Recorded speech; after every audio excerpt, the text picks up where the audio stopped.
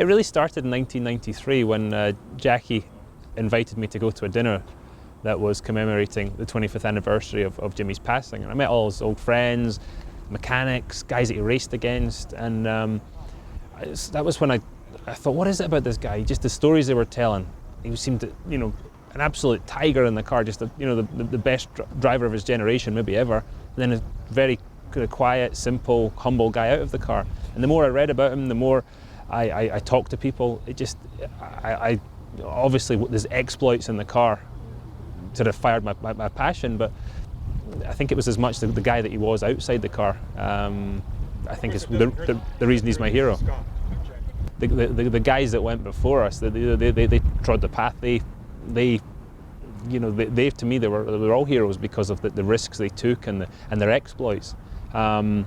And I love the history of the sport, whether it's the drivers, the cars, just the tracks, the whole thing. And I'm fascinated by it, and in some ways obsessed by it, I guess. In 2007, I went to the museum up there in Dearborn, and we were doing an appearance. And so I was walking around the museum, and I saw it, and I said, "Oh, nice replica." And they're like, "No, this is the real thing." So they allowed me to go over the barrier, and I remember I stood there and I touched the side of the car.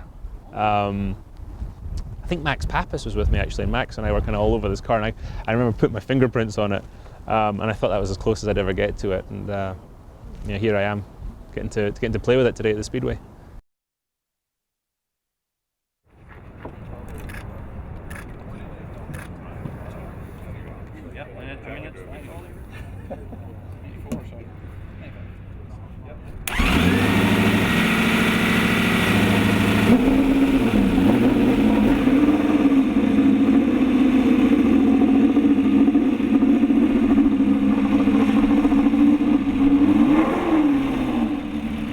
I was saying to some of the guys, it's like when you win the 500, there's so many emotions, so many things coming at you.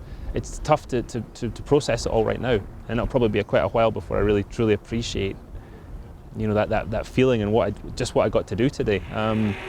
Just from simply driving the car, it's very responsive. You really drive it just with your wrists.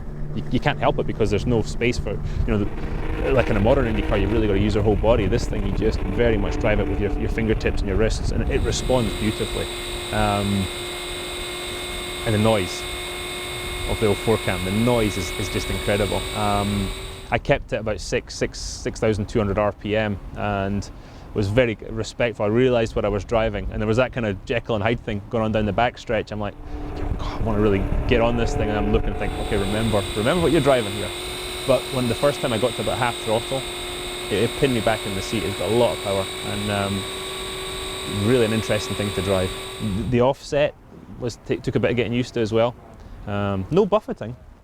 Really nice driving position, no buffeting. I got hit with a couple of stones and stuff behind the camera car, but no, it was very comfortable. But you knew when the engine was starting to get warm because you could feel the heat radiating up through the front here from the oil cooler and the radiator.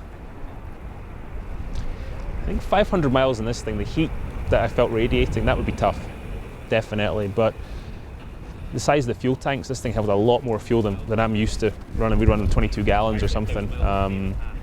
The balance shift would be amazing as the fuel burned off from different areas of the car. Mentally, this would have been a tough thing. I mean, the Indianapolis 500 is not the most physical race, but mentally it's unbelievably tough. And I think in this car, just sliding around, all that power, limited grip, it would have been it'd been a long day at the office. Yeah, I think when you see this car was really ahead of its time. Obviously Chapman did a great job, the Ford guys with the motor, and then you put Jimmy Clark in the car. Even the level of driver talent in that field that day, they were going to have a tough time. So yeah, he kind of dominated that one, didn't he? We're lucky enough, we got Jimmy Zandvoort winning Lotus 49 here today too. And they're maybe two of the most beautiful cars ever. I don't know if it's the colours or what, or just that these guys knew how to draw a beautiful car. But no wings, nothing, just stunning. It's for me, it's damn near perfect. The modern day Aston Martin is one of the best sounding racing cars, if not the best sounding one out there. But this, the Ford 4-cam, it's going to be tough to beat. I'd love to have actually been standing outside just to hear it today going past for a minute and It was good enough this morning warming up, but when it, when it was on the track, I bet it sounded really special.